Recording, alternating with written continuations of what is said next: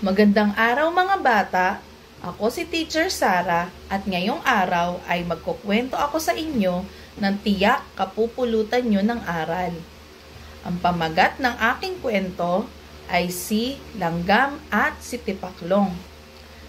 Isang umagang maganda ang sikat ng araw, may isang tipaklong na masayang naglalaro.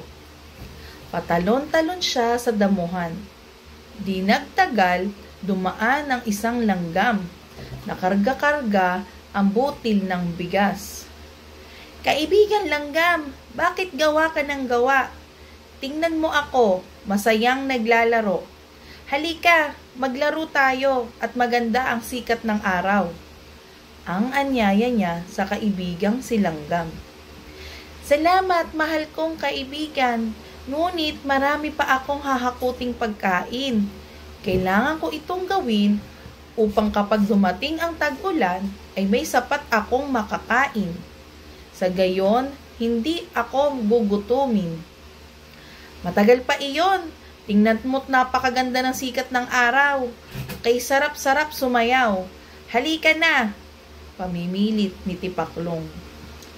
Iyon na nga, maganda ang sikat ng araw, kaya dapat tayong mag-ipon ng pagkain.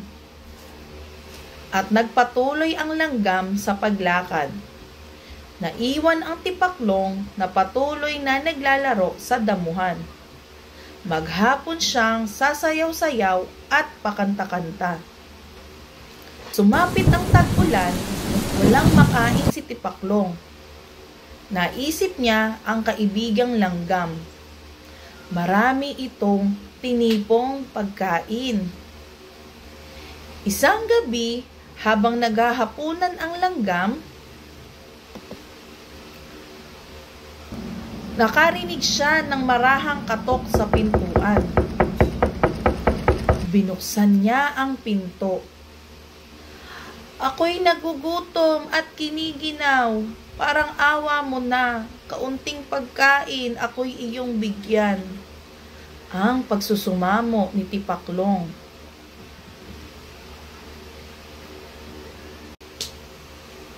Naaawa ang langgam sa kaibigan. Pinatuloy niya ito.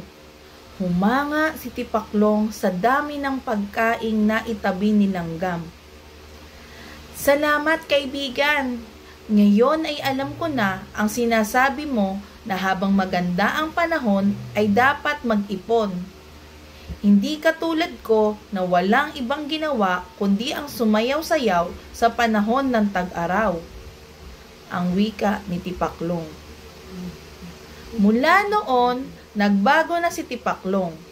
Pagdating ng tag-init at habang maganda ang panahon, ay kasama na siya ng kanyang kaibigan si Langgam.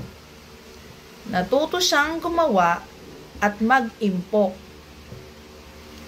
Ang aral na napulot natin sa kwento na ito ay ang kahalagahan ng pagsisikap, pagtiyatiyaga, at paghahanda sa kinabukasan.